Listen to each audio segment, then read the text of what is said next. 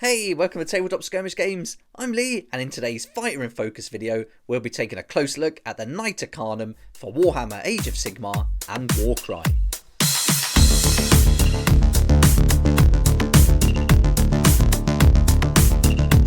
Here's our Knights Arcanum from the Dominion box set, and this is an awesome miniature and certainly one of my favourite fighters from that whole set. But in this video, we're going to take a real close look at the Knights Arcanum, and we'll go through the War Scroll that came with the Dominion box set, and so we'll go through all the stats for exactly how we can use this fighter in our Age of Sigmar army, and then we'll also look at some Warcry fighter cards and abilities to see how we can use this fighter as a leader in our Warcry warband.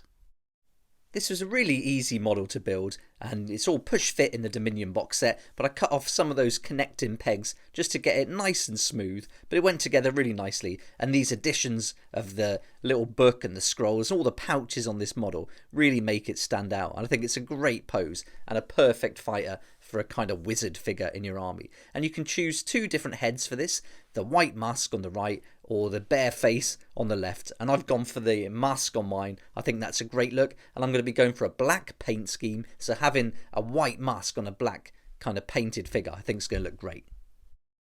To give you an idea of size, I've just measured it up, and it's 56mm to the top of the staff, and that raised form base just elevates it and makes it a little bit taller than the regular fighters. So that's a really nice addition on that 40mm base.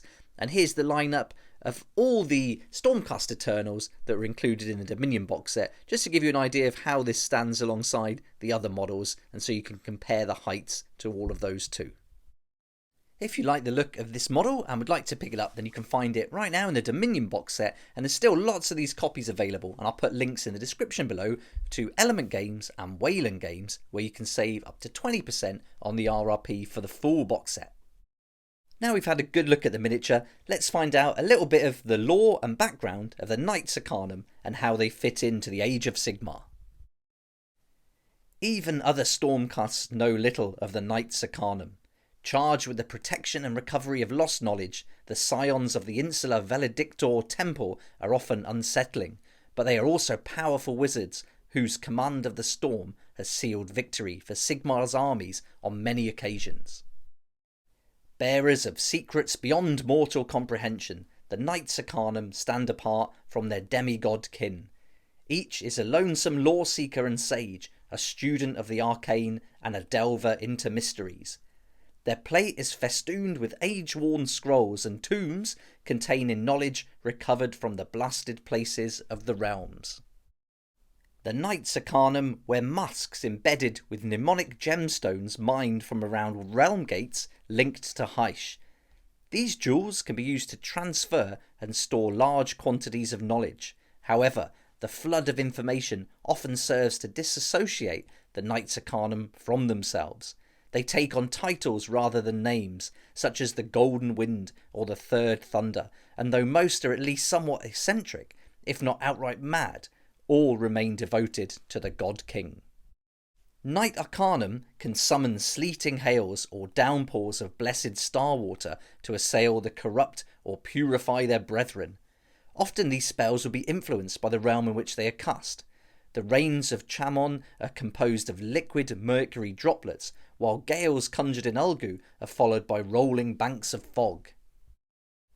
Knights Arcanum are not always predictable, and more hardline Stormcast commanders are often irritated by their tendency to lapse into riddlespeak or chase strange hunches far from their command. But when a Knight Arcanum does take to battle, they do so with the blessing and the might of the storm behind them, and even the most mistrustful Lord Imperator must look upon the celestial spellcraft they work with approval. There we go, there's a brief introduction to the Knights Arcanum, so this should give us a good idea about how they would fit into the Stormcast Eternals and an army. And so now let's have a look at the War Scroll, and we can go through all the stats that come with that War Scroll and find out a bit more about how we can use them in battle. So here you can see that the Knight Arcanum has got a movement of 5, it's a 3+ save, they've got a bravery of 8, and they can take 6 wounds. The description's pretty brief, and it tells us a Knight Arcanum is armed with a Valedictor's Stave, and this unit is a wizard and can attempt to cast one spell in your hero phase and attempt to unbind one spell in the enemy hero phase. Next on the card we've got the weapon characteristics, and so we can see here we've got a melee weapon which is the Valedictor's Stave, and this has got a range of 2. We can make 3 attacks. We hit on a 3+, wound on a 4+, and rend -1, and for the damage that is a D3. It's the abilities we want to be looking at here though for this fighter, so let's have a look at them now, starting with the first one, which is called Indomitable Lore-Seekers. The thick tomes carried by Knights Arcanum are filled with the magical secrets they have learnt, including how to resist the raging sorcerous energies of the realms. Predatory endless spells cannot pass across this unit or finish a move within 3 inches of this unit. So that's a nice straightforward ability, but now let's have a look at the second one, which is called Blaze of the Heavens. With one outstretched hand, the Knight Arcanum draws upon the strength of their fellow warriors, conjuring a sleeting downpour that culminates in a scouring bolt from the heavens. Blaze of the Heavens is a spell that has a casting value of 7 and a range of 18 inches. If successfully cast, pick one enemy unit within range and visible to the caster. That unit suffers D3 mortal wounds. Add 2 inch to the range of this spell for each other friendly Stormcast Eternals Thunderstrike unit wholly within 12 inches of the caster. And finally we've got the keywords at the bottom, which are Order, Stormcast Eternals, Thunderstrike, Hero, Wizard and Knight Arcanum. And so that sums up all the stats there on the War Scroll. But now let's move on and look at how we can use this fighter, not just in Age of Sigmar, but in Warcry as well. And so here you can see we've got a Warcry card with a picture of the Knight Arcanum on here, and I just put this together based on some of the fighters that you can find in the Sentinels of Order Warcry supplement book. Okay, so in Warcry our Knight Arcanum can be a leader, and I've chose the Sacrosanct Chamber here, and she's going to come in at 260 points, and for that we're going to get the Flaming Skull rune mark and the Leader rune mark. She's got a movement of 4, toughness of 5 and can take 32 wounds. And then just like a lot of these shaman or wizard figures, we've got this ranged weapon which is a minimum 3 and a maximum of 7 inches. We can make 2 attacks, strength 4, dealing 3 to 6 on a crit. And then if we get up close, we've got the staff as well, so that's going to be a range of 2, 4 attacks, strength 4, dealing 2 to 4 on a crit. So that second weapon there with the staff, not too bad at all. Not great for a 260 point fighter here. And I wouldn't say the first magical weapon's that great either. But with a toughness 5 and 32 wounds, that makes up for it somewhat. But it's the abilities that you want to use these fighters as your leaders for. So let's have a look at those abilities now. So first up, we've got the leader abilities, and any leader with the leader rune mark and the Sacrosanct Chamber rune mark can use this first one, which is a double called Cleanse the Realms of Taint. A fighter can use this ability only if an enemy fighter has been taken down by an attack action made by them this activation. This fighter makes a bonus move action or a bonus attack action. And so this could be quite handy in later rounds as the enemies start to get some damage inflicted on them, and then you can use this fighter then on just a double to take advantage of this ability, take some of them out and then get that additional move or bonus attack action. So I think that's a nice double to start things off with the leader. Then the next one is a triple, and I think this one's really great. This is called Shatter Spirit Flask.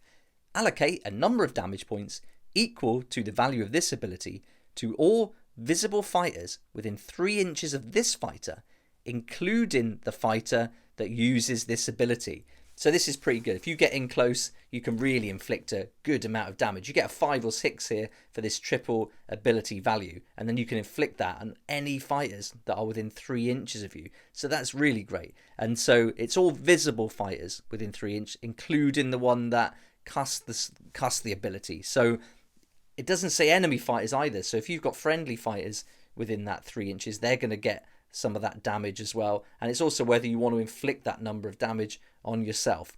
But pretty interesting ability here. But there's going to be more that they can use. So they can use the regular fighter ability for the Sacrosanct Chamber. So let's have a look at that next. And with this fighter ability, any fighter with the Sacrosanct rune mark can use this ability, and it's a double called Channeled Empowerment.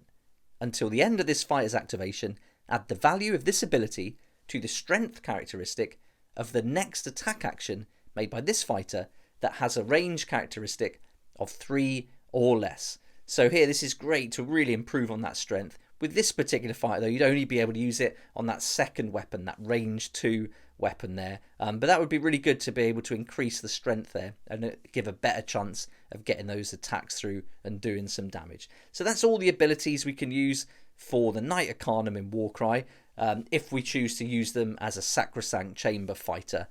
But I think for me, I wouldn't choose this as my leader when you look at the other fighters and leaders available in the Sacrosanct Chamber. But I think this would be a good option to include in your warband as a hero, either for the Sacrosanct Chamber or even for one of the other chambers, the Warrior or the Vanguard. So that could be a really good option to make use of this awesome looking miniature and get a magic fighter in your warband. So that's everything we've gone through now for the Age of Sigmar and Warcry. So now hopefully this will give you a good idea how you can use them in your games. And again, if you want to pick up this model, I'll put a link to the Dominion box set in the description below, and you can save up to 20% with those links. And I've also done videos for the other fighters, including the Killer Boss on Great Gnashtooth, Indrasta, and also the Swamp Caller Shaman and Potgrot. So if you want to check those out too, then they're up on the channel already. I hope this video was helpful and gave you a good idea how you can use this fighter in your game, not just Age of Sigmar, but Warcry too. I'd love to hear what you think about the Knight Arcanum, so join in the comments below. It'd be great to hear your thoughts and feedback. But thanks so much for watching. Please like if you like it, subscribe for more videos like this, and don't forget to hit the notification bell to join me next time on Tabletop Skirmish Games. If you like this kind of content and would like to support the channel, then please check out my Patreon page, and thanks to everyone who's joined so far. It's really awesome. We hang out on Discord, talk about the hobby, share ideas and help each other out, and you'll get some perks there that you're not going to find anywhere else. So I'll put a link in the description, and it'd be great to see you there.